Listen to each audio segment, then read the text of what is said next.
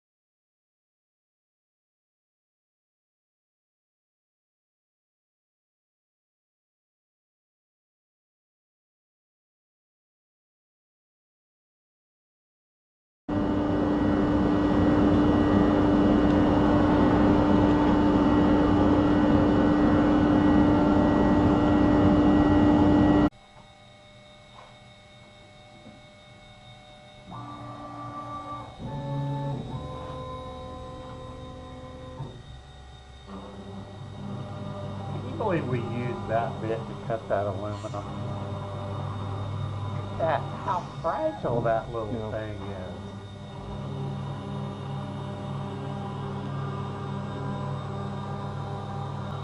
So we're going to do more than one pass. I believe it does 2 passes anyway. Okay.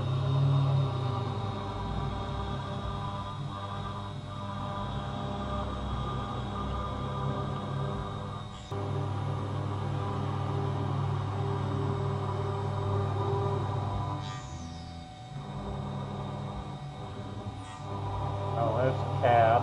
Okay.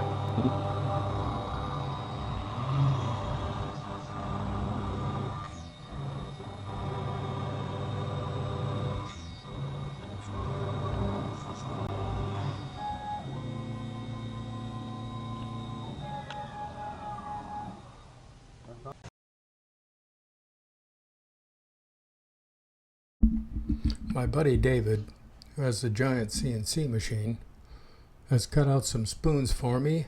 This is Purple Heart, really nice wood. He had some scraps laying around. When the CNC cuts it out, it has to leave some tabs, a tab here, here, and here. He moved them because they were on the bowl and down the bottom, and that's really hard to get them cut out.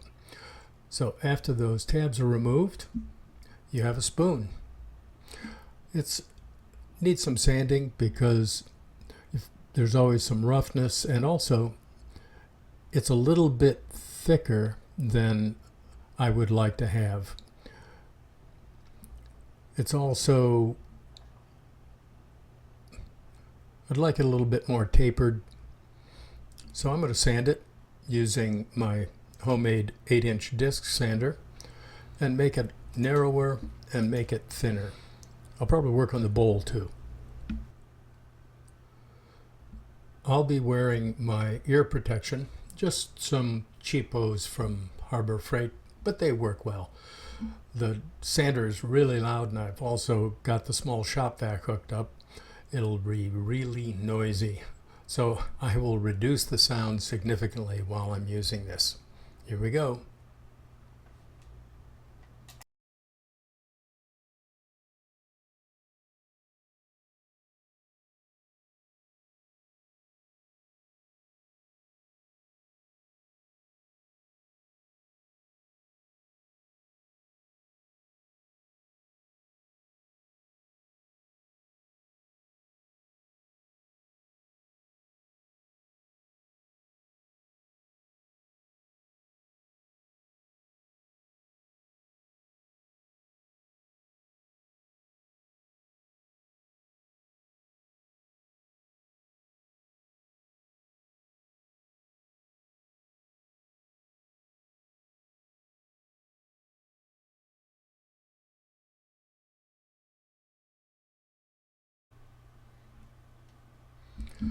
So I've taken this down.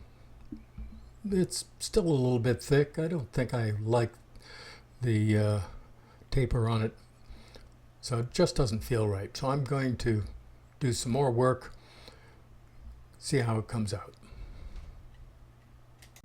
So I've worked this one over more on the disc sander, much thinner in this profile.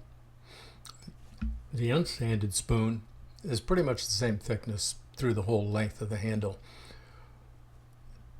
Also, it's pretty thick here.